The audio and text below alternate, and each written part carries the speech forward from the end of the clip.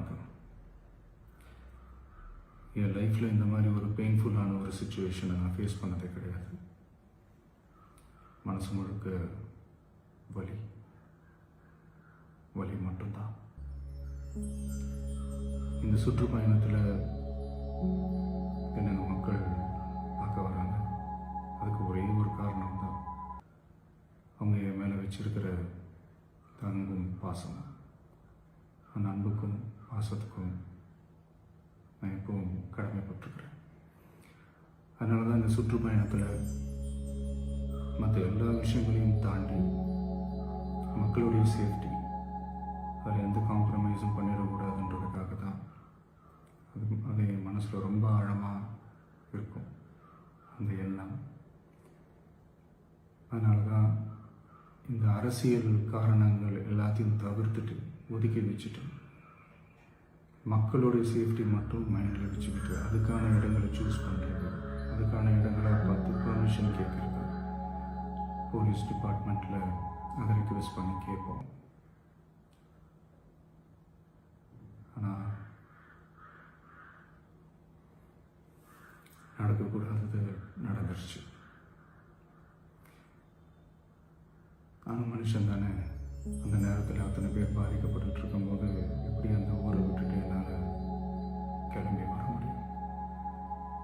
நான் திரும்ப அங்கே போகணும்னு இருந்துச்சுன்னா அதை ஒரு காரணம் காட்டி அங்கே வேறு சில பதட்டமான சுச்சுவேஷன்ஸ், வேறு சில அசம்பாவிதங்கள் அந்த மாதிரி எதுவும் நடந்துடக்கூடாதுன்றதுக்காக தான் நான் அவாய்ட் பண்ணேன். இந்த நேரத்தில் சொந்தங்களை இழந்து தவிக்கிற அத்தனை குடும்பங்களுக்கும் என்னுடைய ஆழ்ந்த இரங்கலை தெரிவிச்சுக்கிறேன். எனக்கு தெரியும், என்ன சொன்னாலும் இது ஈடையாகாதுன்னு எனக்கு தெரியும். ஹாஸ்பிட்டலில் ட்ரீட் பண்ணிகிட்ருக்கிற எல்லாருமே சீக்கிரமாக க்யூர் ஆகி வரணுன்றதை இந்த நேரத்தில் நான் வேண்டிக்கிறேன். கூடிய சீக்கிரமே உங்கள் எல்லாரையும் நான் சந்திக்கிறேன். இந்த நேரத்தில் எங்களுடைய வலிகளை, எங்களுடைய நிலைமையை புரிஞ்சுக்கிட்டு எங்களுக்காக பேசின அரசியல் கட்சிகளை சார்ந்த நண்பர்கள், தலைவர்கள் அனைவருக்கும் என்னுடைய நன்றியை தெரிவிச்சுக்கிறேன். கிட்டத்தட்ட ஒரு 5 மாவட்டத்துக்கு பிரச்சாரத்துக்கு போனோம். இந்த மாதிரி எதுவுமே நடக்கல. ஆனால் கரூரில் மட்டும் ஏன் எப்படி நடக்குது, எப்படி நடக்குது? மக்களுக்கு எல்லா உண்மையும் தெரியும். மக்கள் எல்லாத்தையும் பார்த்துக்கிட்டு இருக்கிறாங்க. கரூரை சேர்ந்த அந்த மக்கள் அந்த உண்மையெல்லாம் வெளியில் சொல்லும்போது எனக்கு கடவுளே நேரில் வந்து இறங்கி அந்த உண்மைகள்லாம் சொல்கிற மாதிரி எனக்கு தோணுச்சு. சீக்கிரமே எல்லா உண்மைகளும் வெளியில் வரும்.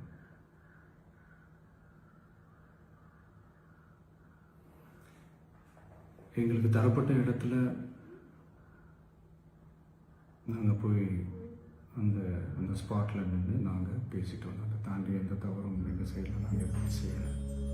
பட் இருந்தாலும் எங்கள் கட்சியை சேர்ந்த நிர்வாகிகள், தோழர்கள் மேலே எஃப்ஐஆர், அது மட்டும் இல்லை சோஷியல் மீடியாவை சேர்ந்த நண்பர்கள், தோழர்கள் அவங்க மேலே எஃப்ஐஆர்லாம் போட்டு இப்போ பிடிச்சிக்கிட்டு இருக்கிறாங்க.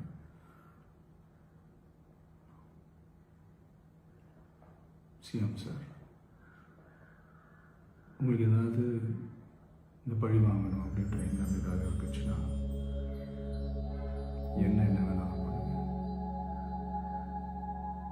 அவங்க மேலே கை வைக்காதீங்க. நான் ஒன்று வீட்டில் இருப்பேன், இல்லை நான் ஆஃபீஸில் இருப்பேன். என்ன வேணாலும் செய்யுங்க. நண்பர்களே, தோழர்களே, நம்மளோட அரசியல் பயணம் இன்னும் ஸ்ட்ராங்காக, இன்னும் தைரியத்தோட